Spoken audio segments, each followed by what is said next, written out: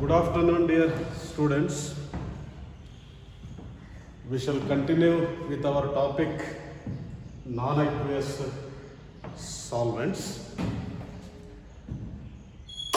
We have discussed in your previous class the importance of the non-aqueous solvents,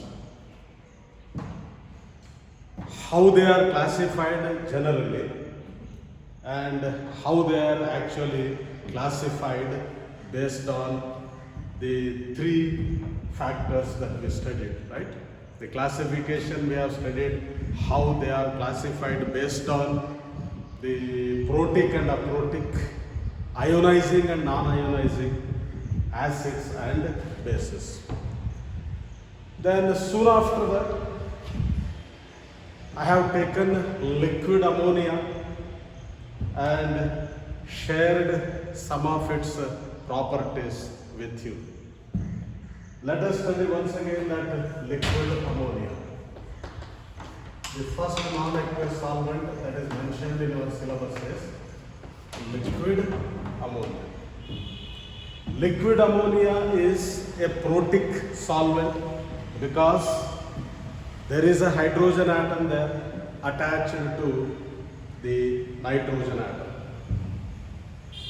Secondly, it is ionizing non-aqueous solvent because it ionizes, I said like this, it ionizes to give the ammonium ions and amide ions. So therefore it is an ionizing non-aqueous solvent. Then thirdly, I said it is a basic non-aqueous solvent because nitrogen has got a lone pair of electrons and it donates a pair of electrons to the other substances. Therefore, it is basic in nature.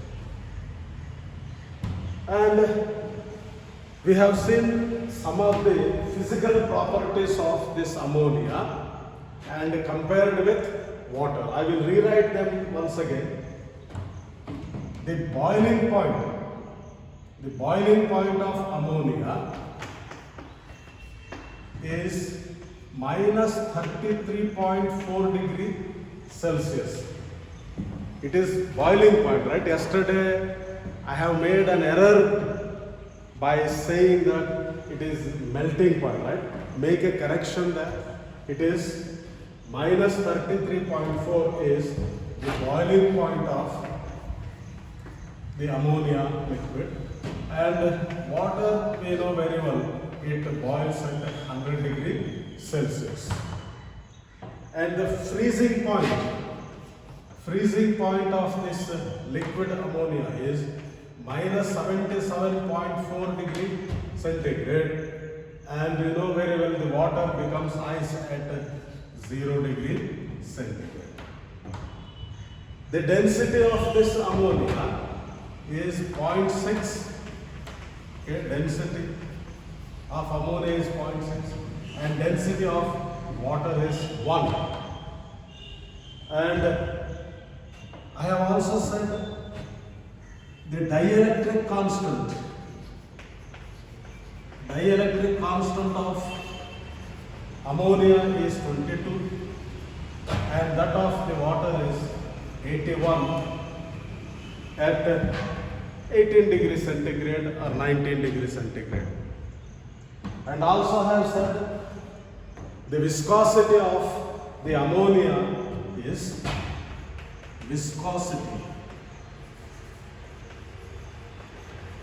of ammonia is 1.00918 centipoise, right? And that of water is 0.0091 poise. So this is centipoise and that of the water is 0.0091 poise. So the viscosity of the ammonia, liquid ammonia, is less compared to that of the water. Therefore, most of the salts, they conduct electricity more in ammonia than in water. That is because of the low viscosity nature of the ammonia. So when the viscosity is less, the ions can move freely and hence the conductance will be more in liquid ammonia. Remember, compared to the water, water is a good conductor than what? Ammonia, liquid ammonia. But most of the salts, they are conducting more electricity in liquid ammonia because of this viscosity property. So the viscosity of the liquid ammonia is less than that of what? Of water, right? Then we have also studied when it is ionizing like this, when it is undergoing the auto ionization like this, it is producing ammonium ions and amide ions, right? Those substances, those compounds which gives ammonium ions in liquid ammonia are called, I said, amino acids. For example, ammonium chloride in liquid ammonia gives NH4 plus ions plus Cl minus ions. So that means ammonium chloride in liquid ammonia is giving NH4 plus ions which are acidic, I said. Therefore, ammonium chloride is called, I said, amino acid. So those substances which gives ammonium ions in liquid ammonia are called amino acids. And those substances, for example, sodamide in liquid ammonia, it gives amide ions, right? Na plus NH2 minus ions. So since sodamide is giving amide ions in liquid ammonia, sodamide is called ammono base. So what are the ammono bases then? The substances which yield amide ions in liquid ammonia are called ammono bases. And further you studied that when an acid, ammonium chloride, we said it is an acid, ammono acid, and sodamide, we said it is ammono base. When an acid combines with the base, we say it produces salt, a neutralization reaction. So similarly in this case also, ammonium chloride, we said it is ammono acid, combines with ammono base to give a salt, NaCl, sodium chloride, plus we get once again the solvent. Is it okay? So here ammono acid combining with the ammono base to give a salt and reproducing the ammonia there. So we studied this yesterday.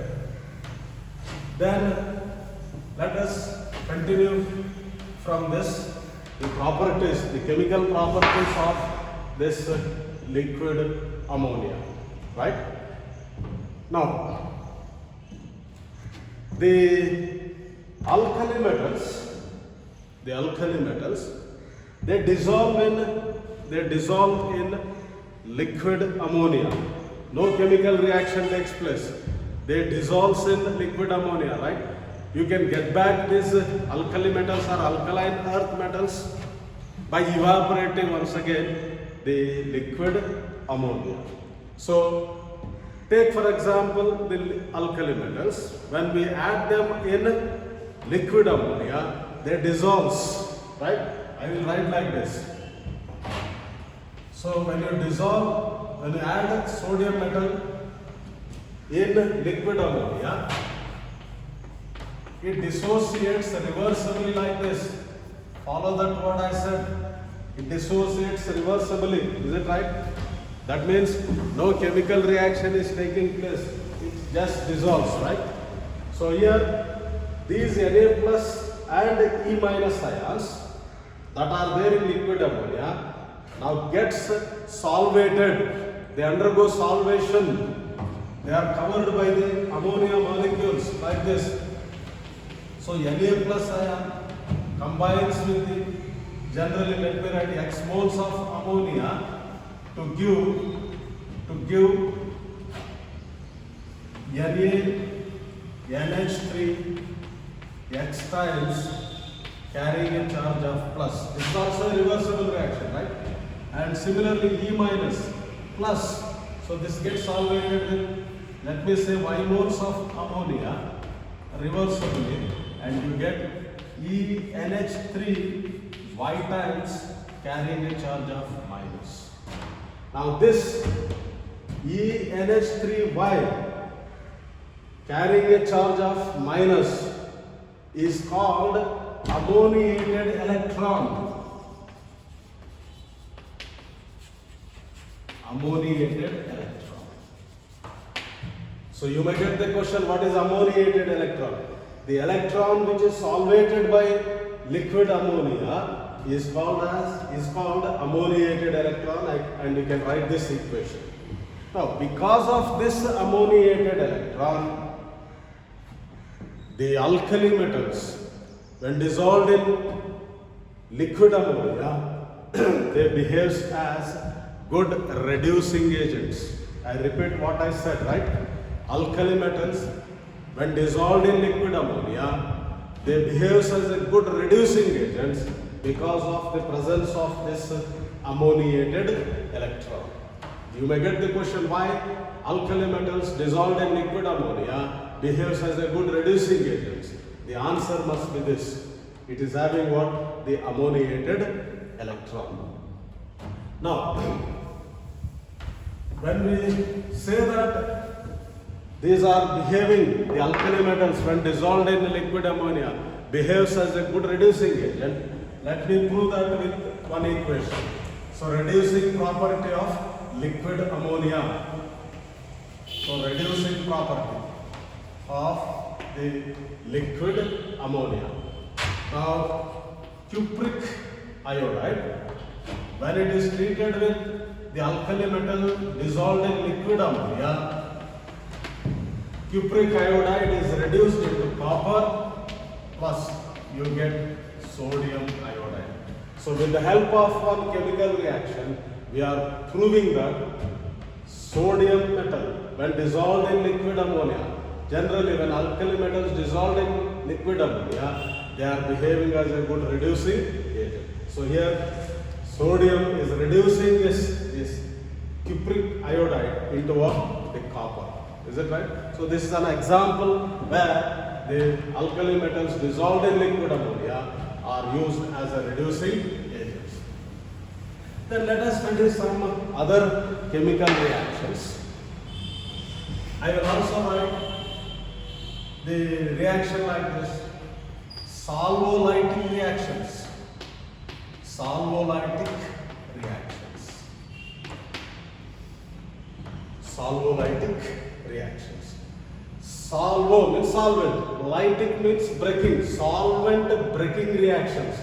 This is also called as ammonoclolysis. Ammonoclolysis, right? You may get the question, what is ammonoclolysis? Or explain solvolytic reactions of liquid ammonia. In simple, it is solvent breaking. I will explain this with one example. Silicon tetrachloride, when it is treated with liquid ammonia, I will write that liquid ammonia like this. There is a breaking of this bond between the hydrogen and the nitrogen. Hence we say it is solvolytic, solvent breaking reaction. And I will write the remaining thing as, it should be NH2. So here SiNH2 4 times plus 4 times HCl. Is it right? So to balance this, I will write here 4, right? So what you got here?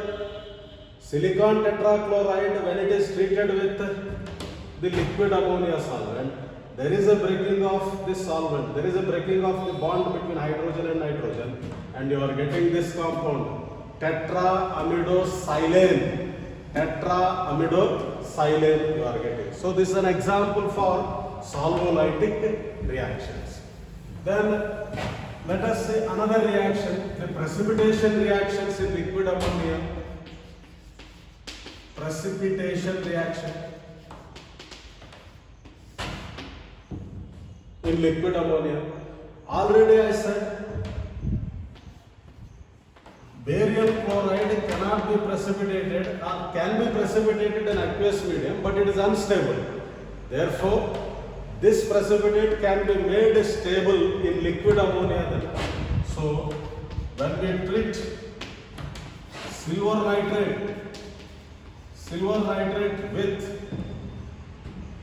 barium chloride, silver nitrate with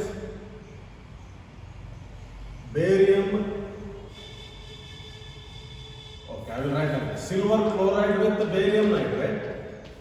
So when we treat the silver chloride with the barium nitrate, you are getting barium chloride precipitate and it is stable, right? In liquid ammonia, it gets stable, and the other compound we get is AgNO3 twice. Is it okay? So you got here, right? 2 times silver nitrate, AgNO3. So right, so it's a balanced. So what you got here? When we treat this silver chloride with the barium nitrate, you are getting what? The barium chloride precipitate, and this barium chloride precipitate that we got is stable in liquid ammonia. That is important. So precipitation reactions which are unstable in liquid water are made stable in what? Liquid ammonia. Then we take another reaction, complex formation reactions. Complex formation reactions. How the complexes are formed in liquid ammonia. I treat this copper chloride or cupric chloride with liquid ammonia. With the liquid ammonia, we get a complex CuNH3 4 times Cl2. Is it okay? So this is tetramine copper 2 chloride. So we are also preparing in liquid ammonia the complexes. Is it right? And they are stable in liquid ammonia. So this is an example for complex formation reactions. Then I already said ammonium chloride, it behaves as an acid in liquid ammonia. It behaves as an acid in liquid ammonia. So that means this amino acid, for example NH4Cl, we use this NH4Cl in the detection of the cations in the groups, separation of cations into groups. Is it right? In the qualitative analysis, in third group, fourth group, we use this ammonium chloride along with liquid ammonia. Then we take original solution, add ammonium chloride, add liquid ammonia, that is ammonium hydroxide you take there, plus H2S in case of third B there. So that means you can precipitate in liquid ammonia by using amino acids like NH4Cl, the various cations. Followed what I said? In group detection, we can detect the positive radicals. You can detect that positive radicals in the form of what? Precipitate. You precipitate them either as halides or sulfides, etc. Right? So in the group detection, we precipitate the positive radicals either in the form of halides, either in the form of sulfides, or in the form of hydroxides by using their what? The amino acids. For example, this NH4Cl, right? So I will write in liquid ammonia when we treat the, for example, with potassium amide. Is it okay? When we treat the potassium amide in liquid ammonia by using this ammonium chloride, we get a compounds. We get a compounds like amides. We get precipitates like imides. So we get amides. We get imides, and we also get nitrites. Is it okay? Followed what I am telling? Is it okay? So when we treat some compounds with this liquid ammonia, the ammonium chloride that is present as amino acid will help us to detect the various cations that are present. Is it right? For example, you see, I will write here mercuric iodide. Is it okay? When it is treated with mercuric iodide, when it is treated with potassium amide, is it okay? Potassium amide, we get Hg3N2 plus potassium iodide plus hydrogen iodide. Is it okay? So as I said, when you use the ammonium chloride as amino acid, similarly we can use the ammono base, for example what? Potassium amide. When we combine that with the HgI2, it is producing what compound? Nitrites. For example here, the mercuric nitride. Followed what I am telling? Is it right? So what I am telling is, you can also use the amides. You can also use what? The amides. Treat them with, for example here, the mercuric iodide. We are getting what? The nitrites. I can also write the other reactions. Silver nitrate I will write, plus treat that with amides like this. Is it okay? So we get AgNH2 plus potassium nitrate. Look at this reaction. So when we are treating the silver nitrate with ammono base, with what? Ammono base, we are getting other compound as what? Silver amides. So we are preparing the amides. Is it okay? Then next, I can also write lead iodide. When it is treated with this amides, ammono bases in other words, is it okay? We get here PbNH plus, you get Ki and HI. So what you are noticing that when you treat the ammono bases with, for example, lead iodide, you are getting PbNH, which is lead imide. Is it okay? Lead imide. So what you are noticing from these three reactions? When ammono bases are reacting with this, for example, mercuric iodide, silver nitrate and lead iodide, you are getting what? Amides you are getting, then imides we are getting, and the third one is nitrite. Is it okay? So what I am telling, when you treat the ammono bases, with the certain compounds, we are getting what? Amides, imides and nitrites. Okay, so here it is nitrites, then it is amides, and this is what? Imides. Is it right? Reverse way I have written. So similarly, as I said, when you treat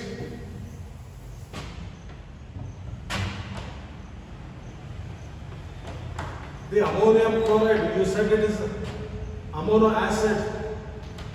You know very well when metals reacts with acids, they liberate what? Hydrogen. So similarly, in liquid ammonia, we say NH4Cl is behaving as what? Ammono acid. So when an acid combines with metals, they liberate what? The hydrogen. So I will write here NaCl plus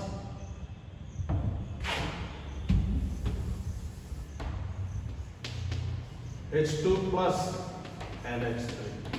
So observe here. So there is a liberation of what? The hydrogen gas, which is the property of when metals reacts with acids, they liberate what? The hydrogen, right? So we can balance that equation by writing a simple number, right? 2 NaCl, I will write here, is it right? And it becomes 2 NH3. Is it okay? So followed what I am telling, as I have explained, the ammono bases reacts with the various compounds to form the various compounds like what? The amides, imides and nitrides. Now I am teaching. Whenever the metals they react with the amino acids, they are liberating what? The hydrogen. Is it right? So that is the property of the metals, right? And another property I have already said. They are used to precipitate. They are used to precipitate what? The various cations that are present in the various groups. Is it right? Either in the form of halides or in the form of sulfides, etc. The other example that I have written earlier, you can treat this barium nitrate with the silver chloride. Is it right? In liquid ammonia, you are precipitating what? Barium chloride precipitate. This happens in the fourth group. Is it okay? So we are precipitating this barium chloride in the fourth group. There you are adding what? The ammonium chloride with along with what? The liquid ammonia. Along with the liquid ammonia. So you are precipitating the barium chloride precipitate. Is it okay? So the chemical reactions are that are very important that we have studied so far. The first one is what I have studied, what I have taught. Solvolytic reactions we studied. Then complex formation reactions we studied. Is it okay? Then the other reactions. When we say that the amino acids are there, they must react with the metals and liberate what? The hydrogen gas. That is happening. And since amino acid is there in liquid ammonia, it helps us to precipitate some of the cations that are occurring in the various groups. And similarly, the amino bases, they react with the various compounds like this and produces, as I said, the various types of compounds. So having studied this, some chemical properties, now what are the advantages and the disadvantages of this liquid ammonia? The first advantage of this liquid ammonia is alkali metals, they dissolve in what? Liquid ammonia without undergoing what? Chemical reaction. That is the best advantage of this liquid ammonia. You can get back those alkali metals by evaporating this liquid ammonia. So when the alkali metals are dissolving in liquid ammonia, they are behaving as good reducing agents. They are behaving as good reducing agents. That is because of the presence of what? The ammoniated electrons. Is it right? So that is the first advantage. So alkali metals in liquid ammonia, they behave as a good reducing agents. So that is the first advantage of the liquid ammonia. The second advantage of this liquid ammonia is, I said, you can precipitate various cations that are present in third, fourth, fifth group by using this amino acid NH4Cl. Is it right? So we can precipitate those cations either in the form of the halides, sulfides, hydroxides, is it right, etc. in liquid ammonia.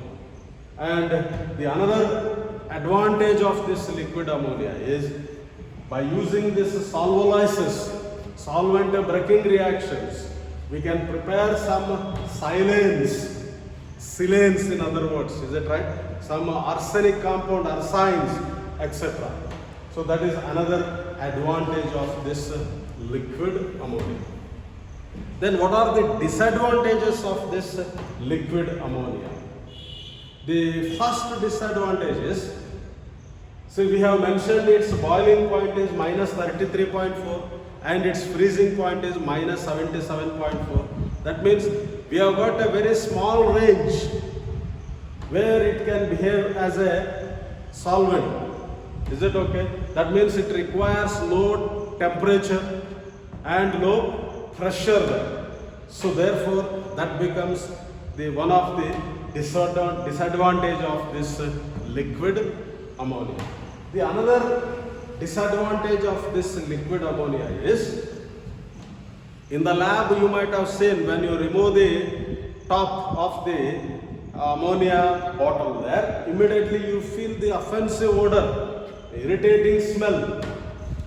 That means you need some special techniques to use this ammonia in chemical reactions. That is another disadvantage. Then the third disadvantage of this liquid ammonia is it is hygroscopic in nature. Hygroscopic means when ammonia is exposed to the atmosphere, it absorbs moisture.